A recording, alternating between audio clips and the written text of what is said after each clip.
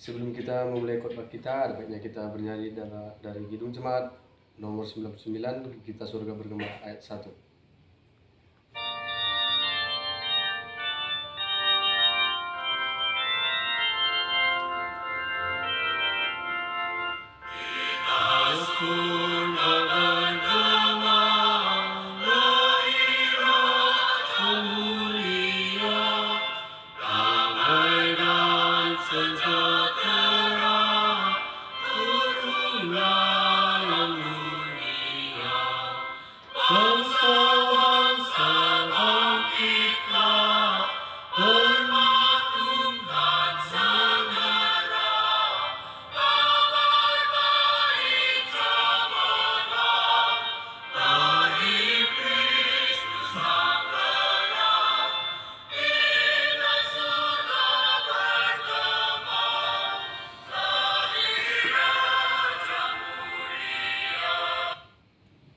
Kita bersatu dalam doa.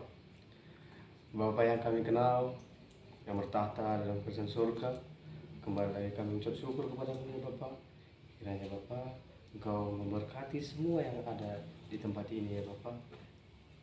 Kiranya Bapa hadir di tengah-tengah kami ya Bapa, supaya hari yang indah ini, hari Natal ini dapat indah bagi kami ya Bapa.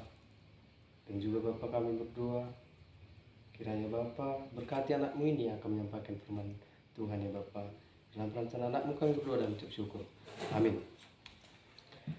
Shalom, selamat Natal bagi kita semua.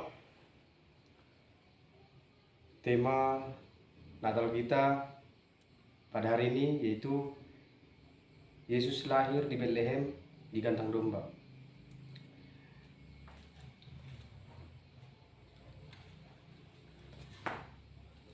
Ayatnya terambil dari Lukas 2 ayat 1 sampai 7. Saya bacakan. Pada waktu itu Kaisar Agustus mengeluarkan suatu perintah, menyuruh mendaftarkan semua orang di seluruh dunia. Inilah pendaftaran yang pertama kali diadakan sewaktu Quirinius menjadi wali negeri di Syria. Maka pergilah semua orang mendaftarkan diri masing-masing di kotanya sendiri. Demikian juga Yusuf pergi dari kota Nazaret di Galilea ke Yudea, ke kota Daud yang bernama Bethlehem, karena ia berasal dari keluarga dari keturunan Daud, supaya didaftarkan bersama-sama dengan Maria, tunangannya, yang sedang mengandung. Ketika mereka di situ, tibalah waktunya bagi Maria untuk bersalin. Ayat terakhir, dan ia melahirkan seorang anak laki-laki, anaknya yang sulung, lalu dibungkusnya dengan lampin dan dibaringkannya ke dalam palungan, karena tidak ada tempat bagi mereka di rumah penginapan. Demikian firman Tuhan. Amin. Salam saudara-saudara yang terkasih dalam nama Tuhan Yesus. Kitab Injil ini adalah menekankan bahwa Allah dalam karya penyelamatannya bekerja di dalam seluruh dunia.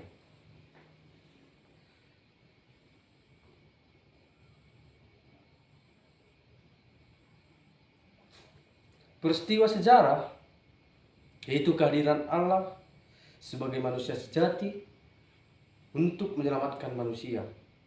Dia menyatakan dirinya sebagai Allah yang berinkarnasi di dalam diri Yesus Kristus. Yesus Kristus lahir di kandang domba di kota Bethlehem. Di peristiwa tentang kelahiran Yesus ini, saudara-saudara yang terkasih, dalam Injil Lukas sebenarnya hanya meliputi beberapa ayat saja yang diceritakan oleh Lukas dengan ringkas dan sederhana. Peristiwa yang terjadi di desa Bethlehem di negeri Yehuda, sekarang namanya kota Betlam, wilayah negara Yordania. Pada waktu itu saya akan menceritakan sedikit sejarah Kaisar Agustus. Pada waktu itu Kaisar Agustus mengeluarkan suatu perintah, menyuruh mendaftarkan semua orang di seluruh dunia, seperti yang tertulis di ayat 1 tadi. Pada waktu itu berhubungan dengan pada zaman Herodes Raja Yudea. Lahirnya Yesus adalah suatu kejadian yang artinya tidak hanya terbatas kepada orang Yahudi. Jadi saudara-saudara yang terkasih dalam nama Tuhan Yesus, di Di sini ada berapa poin-poin yang kita dapat di dalam ayat Lukas ini. Di sini Kaisar Agustus ditempatkan sebagai kaisar yang diagungkan dan dimuliakan dan dianggap sebagai pembawa berkat dan rezeki bagi Romawi. Tetapi di zaman itu pula lah juru selamat itu lahir yang dinamakan Yesus Kristus.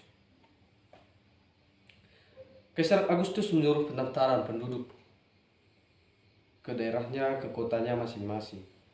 Pada awalnya banyak para ahli sejarah yang meragukan kebenaran dan perintah pendaftaran penduduk di seluruh dunia tersebut tidak dapat dibuktikan. Tetapi menurut tradisi, hadits yang disampaikan oleh Justinus Martir sekitar tahun 150 sesudah Kristus, kandang itu adalah sebuah gua yang letaknya di desa. Sejak tahun 330 Masehi telah didirikan sebuah gereja di Bethlehem yang dipercayai adalah tempat di mana Yesus lahir. Dan itu sudah salah satu menjadi objek wisata di rohani Israel. Nah, dari catatan Injil tersebut bisa kita simpulkan di sini ada beberapa poin. Yang pertama, dengan sadar Lukas menempatkan di sini sejarah keselamatan dalam rangka sejarah dunia dengan menyebutkan Kaisar Agustus sebagai pelaku sejarah dunia. Yang kedua, dengan demikian serentak Kaisar Agustus dan Yesus berhadapan masing-masing.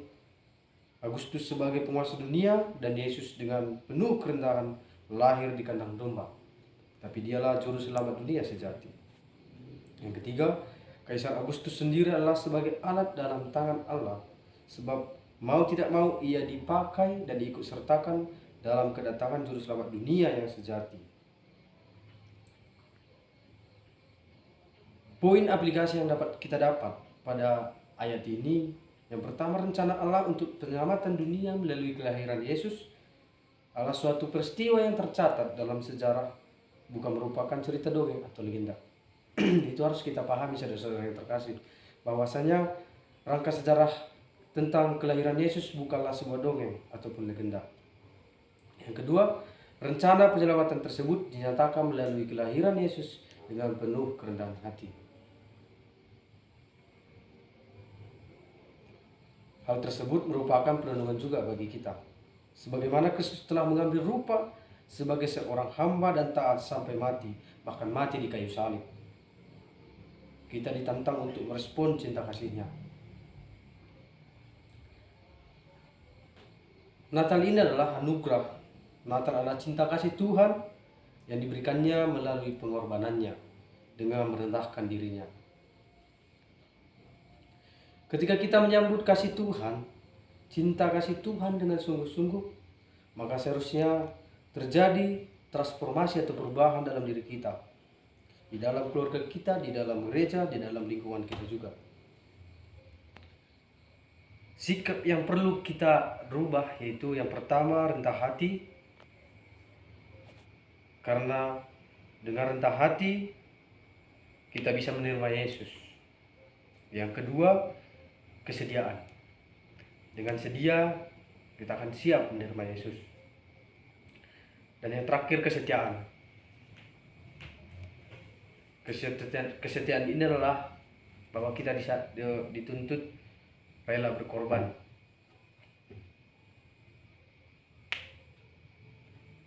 Yesus berkata, "Aku telah memberi satu teladan kepadamu, supaya kamu juga berbuat sama." Keterangan Yesus merupakan contoh bagi kita. Sebab kasih Allah memberi bukti, kasih Allah memberi yang terbaik, tapi kasih Allah juga berisi rotan dan cemeti untuk menyadarkan kita. Yang terakhir, saudara-saudara yang terkasih, kasih Allah harus ditanggapi dan direspon. Amin. Kita bersatu dalam doa.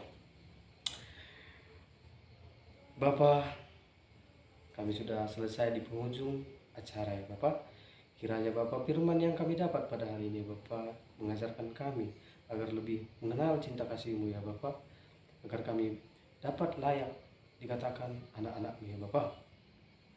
Saat sebentar ya Bapak, Kami akan beranjak dari tempat ini. Kiranya Bapak berkati semua yang ada di tempat ini. Bapak hadir di tengah-tengah kami ya Bapak.